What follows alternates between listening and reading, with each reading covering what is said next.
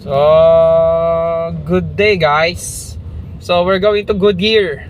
Magpapa-reface tayo ng ating ano bang tawag dito? Clutch disc ba to? O disc brake. So, yan. Pupunta na tayo dito. Pero tatanong muna natin kung meron silang available slot ngayon para makapagpagawa tayo ng sasakyan. Kasi once na nagbabibrate guys yung ating manibela, so ayun yun, may tendency na ayun nga. So ayan, wait lang guys. What's up guys? So ayan, nandito na tayo sa Goodyear San Pablo. Papaayos na natin, ipapa-replace na natin yung rotor disc natin sa harapan. Tapos ipapacheck ko na rin yung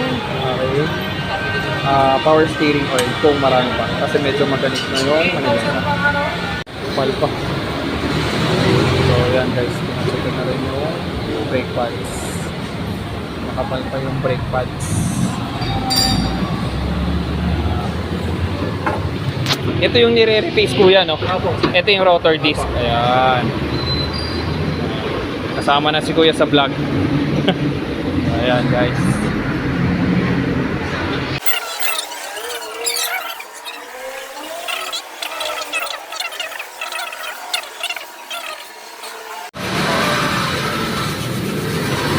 Ginaganyan po.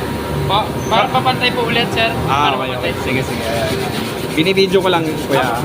Ayan. Para pumantay ulit yung brake pads ko yan. Okay. Salamat kuya.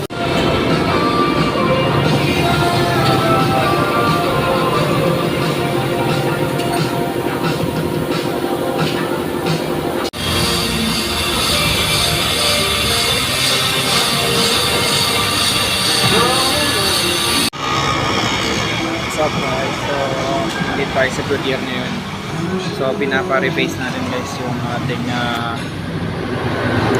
rotor disc. Kasi pag nararamdaman natin guys na medyo ma-vibrate na yung manibela, pag nananakbo tayo, bigla tayong pumrena ng bigla.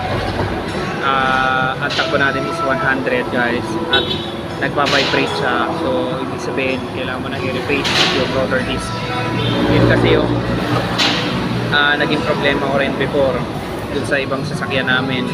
Halos lahat gano'n, dun sa Mirage namin, dun sa Honda City namin, dun sa Toyota Vios namin, gano'n.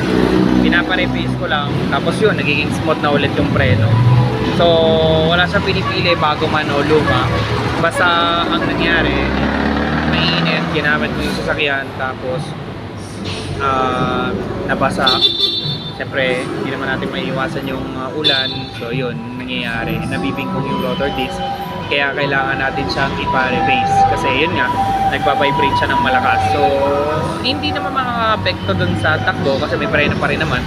Pero siyempre, ang pangit na matignan na bago yung sasakyan mo, ang ganda ng sasakyan mo. Tapos, pag kung may preno ka, nagpa-vibrate. So, parang masisira na yung manibela mo sa sobrang lakas ng vibration.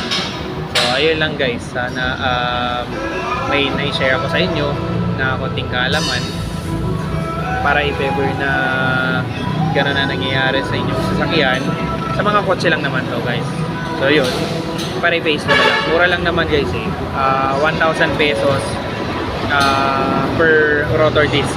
So kasama na dun yung libo. So depende na lang dun sa shop na pupunta nyo. Dito kasi sa amin sa San Pablo, 1,000 each lang. Tapos, so, syempre, dalawa, 2,000 pesos. So, usually naman, guys, yung rotor disc na pinare-replace ko lagi is sa unahan. Doon lagi madalas nangyayari na parang nabibingkong yung rotor disc niya. Bihira naman yun sa likuran. Kung hindi pa rin nawala, pag nagpreno, edi, pwede naman natin yan eh. Pwede naman natin kaayos ulit yun. So, yun. Pwede naman natin ipa-replace din yung likod. So, ayan lang.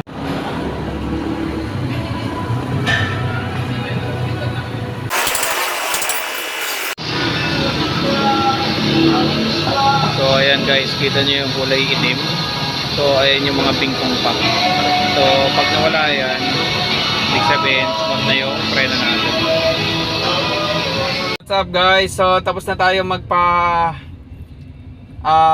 reface ng rotor disc natin. So sobrang smooth na nung preno natin.